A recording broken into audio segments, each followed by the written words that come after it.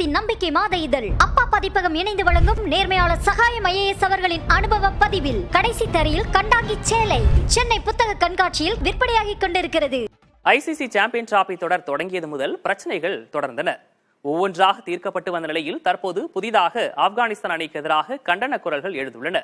இதன் பின்னணி என்ன, விரிவாக பார்க்கலாம்.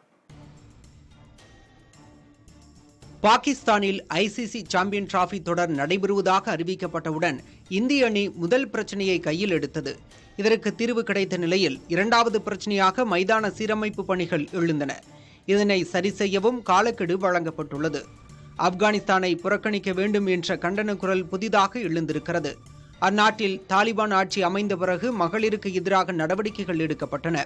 விளையாட்டுப் போட்டிகளில் மகளிர் விளையாட தடை விதிக்கப்பட்டுள்ளதற்கு எதிராகத்தான் தற்போது இக்குரல் ஒலிக்க தொடங்கியுள்ளது. ஆப்கானிஸ்தான் உடனான போட்டியை புறக்கணிக்க வேண்டும் என 160 நாடாளுமன்ற உறுப்பினர்கள் இங்கிலாந்து கிரிக்கெட் வாரியத்திற்கு கடிதம் எழுதியுள்ளனர். இங்கிலாந்து பிரதமர் கெய்ர் ஸ்டார்மரும் ICC உரிய நடவடிக்கை எடுக்க வேண்டும் என வலியுறுத்தியுள்ளார். இதேபோல தென்னாப்பிரிக்க விளையாட்டுத்துறை அமைச்சர் கெய்டன் மெக்கன்சியும் தங்கள் அணி ஆப்கானிஸ்தானுக்கு எதிராக விளையாடக்கூடாது என்ற கோரிக்கையை முன்வைத்துள்ளார்.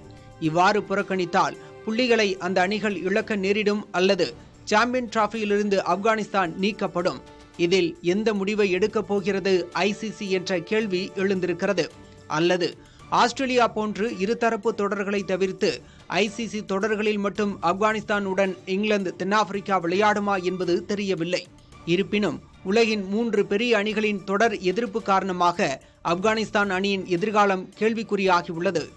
தேசத்தின் நம்பிக்கை மாத இதழ் அப்பா பதிப்பகம் இணைந்து வழங்கும் நேர்மையாளர் சகாயம் IAS அவர்களின் அனுபவ பதிவில் கடைசி தரையில் கண்டாங்கி சேலை சென்னை புத்தக கண்காட்சியில் விற்பனையாகிக் கொண்டிருக்கிறது.